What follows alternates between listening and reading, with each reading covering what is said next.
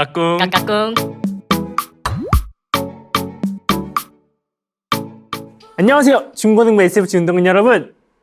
여러분이 무엇을 했을 때 부모님이 가장 싫어하시고 가장 크게 혼내셨나요? 여러 가지가 있겠지만 강도사님은 부모님이 거짓말하는 것을 가장 싫어하셨어요. 아마 강도사님의 부모님뿐 아니라 우리 부모님, 우리 운동원들의 부모님도 아마 마찬가지였을 거예요. 자, 그런데 이 거짓말에 대해서 부모님뿐 아니라 하나님도 금지하고 있다는 사실 알고 있나요?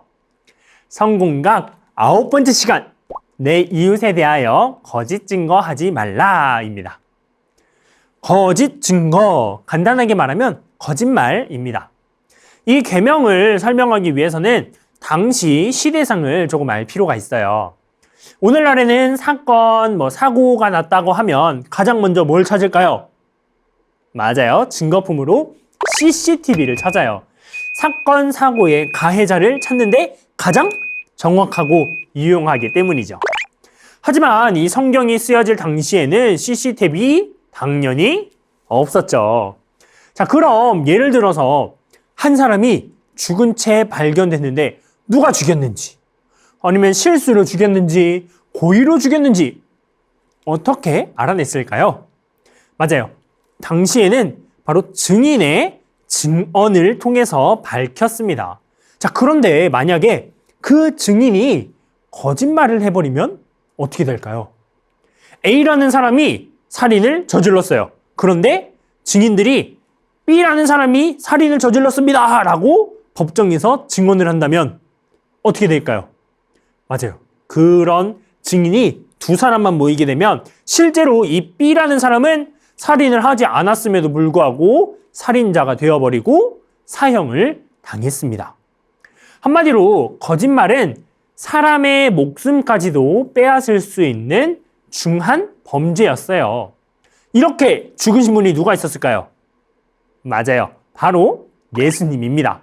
예수님께서는 죄가 하나도 없었지만 유대인들의 거짓말에 의해서 십자가에 못 박히셔서 돌아가셨죠.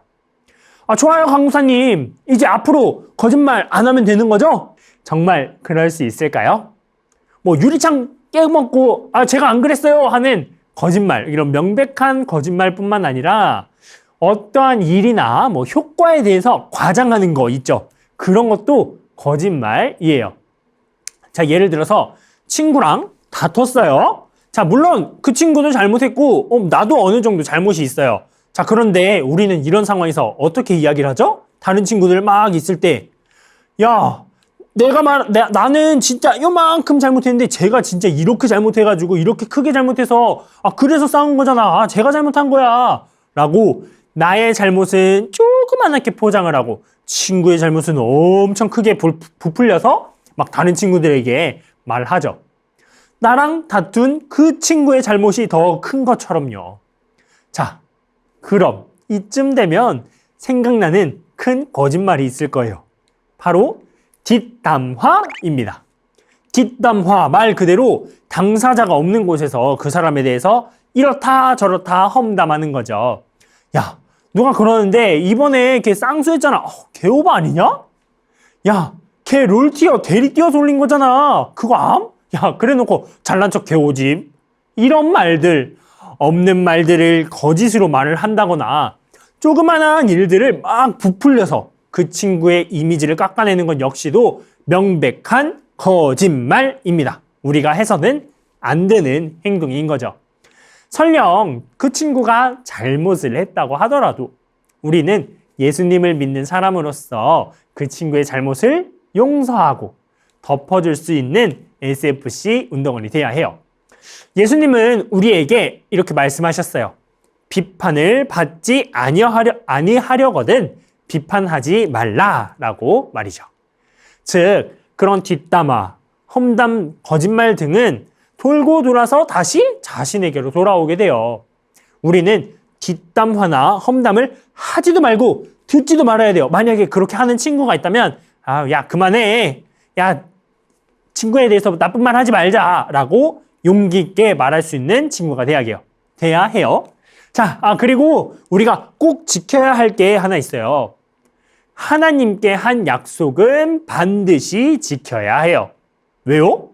하나님과의 한 약속 안 지키는 것, 그것도 거짓말이니까요. 어떤 약속들이 있을까요? 우리 항상 뭐 연초에 이제 송구영신 예배를 드린다든가, 우리 새해 다짐을 하면서 하나님께 기도하면서 약속을 드리죠. 하나님, 매주일 내가 늦지 않고 예배당 와서 예배 잘 드리겠습니다.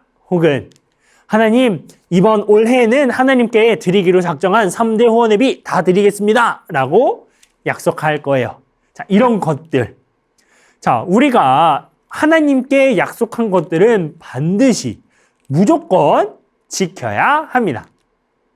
자, 마지막으로 우리가 거짓이 아닌 진실을 말해야 되는 이유를 알려줄게요. 우리가 진실을 말하는 것이 왜 중요하냐면 그것이 하나님의 본성이기 때문이에요. 하나님은 거짓이나 변심이 없으셔요. 절대 거짓말 하지 않으십니다. 예수님께서도 말씀하시기를 내가 곧 길이요 진리요 생명이니 라고 말씀하시는걸요. 반대로 거짓은 사탄 마귀의 본성입니다. 그 시작부터 봐요. 우리 성경에 가장 처음 사탄이 딱 나올 때가 언제죠? 아담과 하와를 꼬실 때 뱀으로 나타나서 어떻게 하와를 꼬시죠? 거짓말로 하와를 꼬시어서 죄를 짓게 하잖아요. 그래서 우리는 하나님의 본성을 닮아가는 참된 그리스도인으로서 거짓말은 NO! 진실된 사람이 돼야 하는 거예요. 아시겠죠? 정리하면 거짓말 NO! 그리고 친구에 대한 험담이나 뒷담화도 NO! 하나님과의 약속은 무조건 YES! 아시겠죠? 자, 성경 공부는 여기까지고요. 오늘의 성공각 퀴즈는 너무 쉬워요. 오늘 배운 10계명, 9계명을 적어주세요. 너무 쉬우니까 힌트는 생략할게요. 자, 정답은 카카오톡 검색창에 에벤피셜 검색하면 나오는 경양교회 SFC 채널로 정답을 보내주시면 되겠습니다. 정답을 맞춘 운동원들 중 4명을 추첨을 해서 돌림판에 기회를 드리도록 할게요. 유튜브 출석 체크 잊지 않았죠? 네, 꼭 해주세요. 자, 그럼 지난주 성공각 8강의 정답 11조였죠. 정답을 맞춘 운동원들 선물 주러 한번 떠나봅시다. 오늘도 많은 중고등부 SFC 운동원들이 퀴즈 정답을 보내줬네요. 자, 그럼 추첨 한번 해보도록 하겠습니다. 자, 오늘 추첨 첫 번째 당첨자는 박준엽 운동원입니다. 축하합니다. 자, 선물 한번 돌려보도록 할게요. 자, 너무 살살 돌린 것 같아요. 미안해요. 박준엽 운동원에게는 휴대용 선풍기 보내드리도록 하겠습니다. 자, 그럼 다음 추첨자 또 뽑아보도록 하겠습니다. 다음 추첨자는 손에 들어왔어요. 다음 추첨자는 오은진 운동원입니다. 축하합니다. 한번 또 돌려보도록 할게요. 자, 오은진 운동원에게 갈 선물은 과연 어떤 것일지. 오은진 운동원에게는 핸드폰 거치대? 핸드폰 거치대 보내드리도록 하겠습니다. 자, 우리 다음으로 또 당첨자 한번 뽑아보도록 할게요. 조금 뭉쳐있으니까 조금 펼쳐서 한번 뽑아보도록 하겠습니다.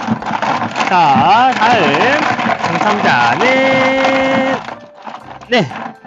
요걸로 한번 뽑아보도록 할게요. 다음 당첨자는 신하율 운동원입니다. 축하합니다. 한번 돌려보도록 하겠습니다. 신하율 운동원에게는 과연 어떤 선물이 갈지. 신하율 운동원에게는 온열 한 대 보내드리도록 하겠습니다. 기침이 나네요. 자, 우리 마지막 당첨자 뽑아보도록 하겠습니다. 마지막 당첨자는 잡혔네요. 마지막 당첨자는 정현우 운동원입니다. 축하합니다. 우리 정현우 운동원에게 줄 선물도 돌려보도록 할게요. 자, 우리 정현우 운동원에게는 과연 어떤 선물이 갈지. 정현우 운동원에게는 치킨 기프티콘 보내드리도록 하겠습니다. 그러면 우리 오늘 총 4명의 운동원들에게 선물 보내드리도록 할게요. 자, 그럼 우리 다음 주에 만나도록 하겠습니다. 퀴즈 정답 많이 보내주세요. 안녕!